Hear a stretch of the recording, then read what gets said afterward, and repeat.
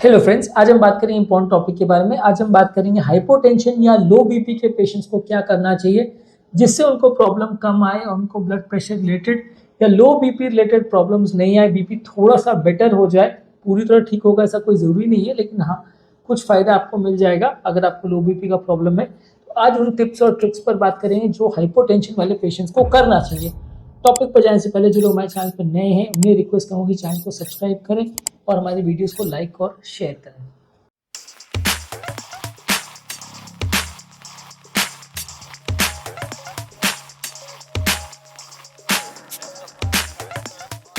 सबसे पहला और सबसे इम्पोर्टेंट टिप जो हर हाइपोटेंशन रिलेटेड वीडियोस में हर बार व्यक्ति आपको बताता होगा, ज़रूरी है कि आप पानी ज़्यादा मात्रा में पीजिए। पानी बहुत ज़्यादा इंपॉर्टेंट है। बहुत सारे पेशेंट जिनको बीपी कम होता है वो उसमें कारण डिहाइड्रेशन होता है। ब्लड प्रेशर कम होने के लिए डिहाइड्रेशन एक बहुत इंपॉर्टेंट रीज़न है।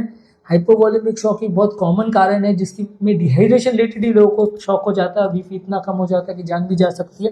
तो अगर आपको लो बीपी रह रहा है या बेसलाइन अगर लो बीपी किसी भी कारण से रह रहा है तो पानी आपको ज़्यादा लेना है और उसमें सादा पानी पर ही ज़्यादा फोकस कीजिए। सोडा या बेवरेजेस या चाय वगैरह बहुत ज़्यादा नहीं, पानी पर ही ज़्यादा फोकस कीजिए। उसी को सादा पानी को ही ज़्यादा ले, सिंपल वाटर, स्पार्कलिंग नहीं, सिंपल वाटर की बात कर रहा हूँ, वो ही ज़्यादा ले तो अच्छा है। ओवरऑल आपका बीपी रिलेटेड प्रॉब्लम काफ़ी हद तक कम हो जाएगा। नेक्स्ट है कि आपका नमक इंटेक बढ़ाइए। ये दूसरा मोस्ट इंपॉर्टेंट चीज़ है कि बॉडी में जब आप एक्स्ट्रा नमक लेते हो तो वो पानी को रिटेन करता है, बॉडी में पानी को ऑब्जॉर्व करता है, जिसकी वजह से अगर डिहाइड्रेशन भी है तो भी मदद करेगा। पर हाँ, सिर्फ नमक लेना है वैसा नहीं है, नमक और पानी दोनों ज़्यादा मात्रा में लेंगे तो ज़्यादा हेल्दी रहेगा। खाने पीने में भी आप नमक को बढ़ा दीजिए। एक्स्ट्रा नमक डाल के कोई ड्रिंक्स भी ले सकते हैं या नमक पानी का घोल नींबू डाल के या थोड़ा बहुत शुगर डाल के भी आप ले सकते हो। तो शुगर का तो खैर इसमें कोई रोल नहीं है, लेकिन अगर आप नमक को ज़्यादा मात्रा में ले, किसी भी फॉर्म में ले, सिंपल नमक की बात करो, सेंधा नमक वगैरह जो लोग ले रहे हैं उनको डेफिनेटली लो बीपी होगा, क्योंकि सोडियम के बदले अगर आप पोटेशियम सॉल्ट लेते हो तो वो बीपी को कम करता है। तो सिंपल सॉल्ट ही लेना है, नॉर्मल नमक ही लेना है, ज़्यादा मात्रा में लेना है अगर आपको लो बीपी का प्रॉब्लम है तो। और सेंधा नमक या लो सोडियम सॉल्ट या सोडियम के जो डेरिवेटिव्स है सॉल्ट के, उनको नहीं लेना है। नेक्स्ट है कि अगर बहुत ज़्यादा लो बीपी का अगर प्रॉब्लम रह रहा है और किसी को वास्तव में अगर चक्कर आ रहे हैं और वो कंट्रोल नहीं हो रहा है तो पाँव में कंप्रेशन स्टॉकिंग्स पहनने चाहिए। ये हाई टाइट मोजे जैसे रहते हैं जिनको आप पाँव में बांधते हो, ऑलमोस्ट घुटनों के ऊपर तक आते हैं और ये पाँव की नसों को कंप्रेस करते हैं, जिसकी वजह से थोड़ा पाँव में जो ब्लड भर जाता है, जो खड़े होने पर जिसकी वजह से हमें चक्कर आता है, वो पाँव में जो ब्लड इकट्ठा हो जाता है उसको एक तरह से पुश करते हैं और हार्ट की तरफ धक्का देते हैं, ताकि आपको बहुत ज़्यादा लो बीपी नहीं हो। और खासकर जब बैठे से उठने में आपको या कोई काम कर रहे हो तो चक्कर ना आए, उसमें ये आपकी मदद करता है। तो जो लोग को भी लो बीपी का प्रॉब्लम है उनको कंप्रेशन स्टॉकिंग्स अगर ज़्यादा ज़रूरत है तो पहन सकते हैं। सडन पोस्चर चेंजेस नहीं करने चाहिए या तुरंत, मतलब रात को सोने के बाद जब हम उठते हैं तो उसी टाइम सबसे ज़्यादा चक्कर आते हैं, तो उस टाइम पे आप थोड़ा सा ऐसा कोशिश कीजिए कि थोड़ी देर पाँव को लटका के बैठ के साइड पे बैठ जाइए। उसके बाद अगर आप धीरे से खड़े होंगे तो ज़्यादा अच्छा है, आपको चक्कर नहीं आएंगे, क्योंकि जब हम सडनली खड़े होते हैं तो सारा बॉडी का पानी जो है वो पाँव में भर जाता है, जिसकी वजह से चक्कर आता है। तो आपको उसको जहाँ तक पॉसिबल है अवॉइड करना है। आपको जहाँ तक भी पॉसिबल है बैठे से उठने में आप लगभग 30 सेकंड से 1 मिनट का टाइम अगर बॉडी को देंगे तो ज़्यादा अच्छा है। नेक्स्ट है कि अल्कोहल नहीं लेना चाहिए। अल्कोहल शरीर के नसों को डायलेट करता है, ब्लड प्रेशर को कुछ हद तक लो करता है, हालांकि ये ब्लड प्रेशर बढ़ा भी सकता है, तो इसलिए हाई बीपी और लो बीपी दोनों वाले पेशेंट्स को ही अल्कोहल नहीं लेना चाहिए। ये बॉडी के ब्लड प्रेशर सिस्टम को और ऑटोनॉमिक सिस्टम को एक तरह से खराब करता है।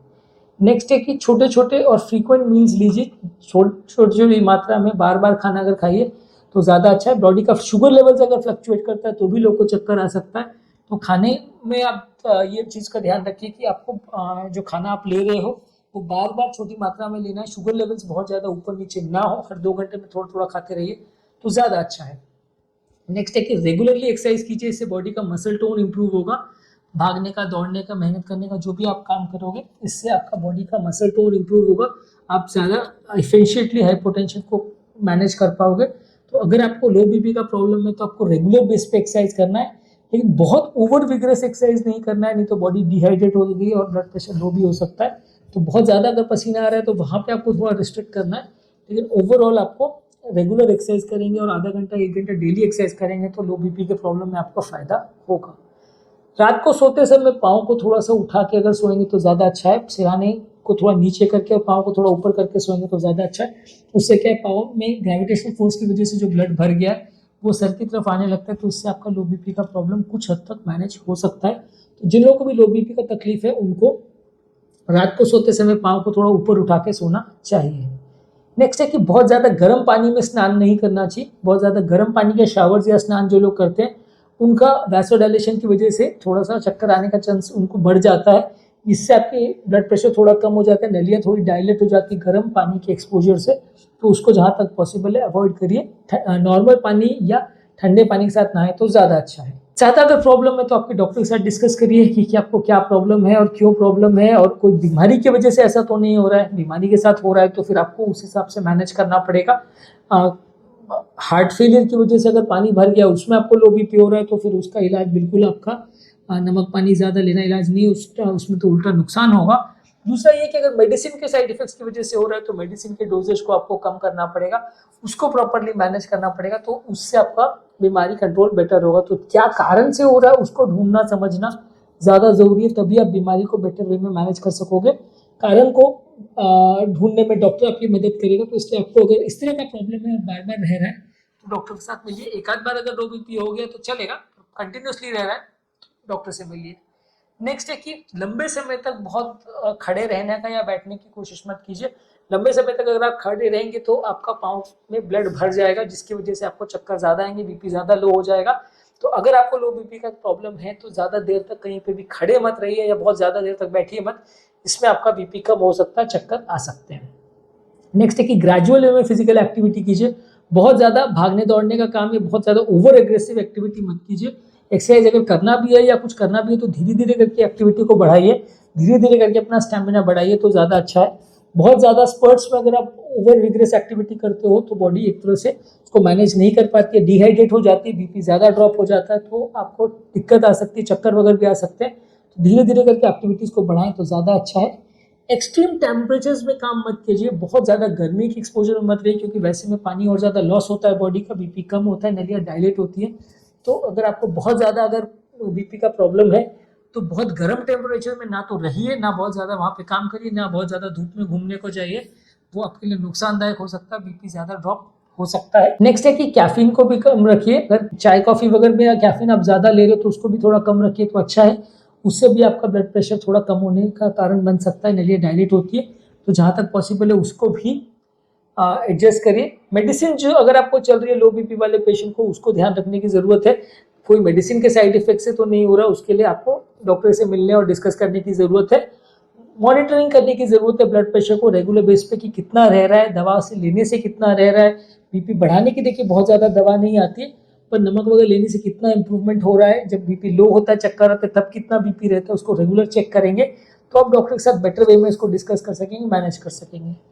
इसके अलावा मेंटल स्ट्रेस को कम रखिए। जो लोग को भी मेंटल स्ट्रेस होता है उनको ब्लड प्रेशर रिलेटेड चीज़ों को मैनेज करना मुश्किल होता है, तो yoga, meditation, deep breathing exercise ये सब करके आप दिमाग के स्ट्रेस को भी अगर आप कम रखेंगे तो आपको सब चीज़ों से फ़ायदा मिलेगा, तो आपको overall blood pressure related problem कुछ हद तक मदद मिलेगी। ख़त्म हो जाएगा ऐसा नहीं कह रहा हूँ, पर आपको डेफिनेटली कुछ फ़ायदा मिलेगा।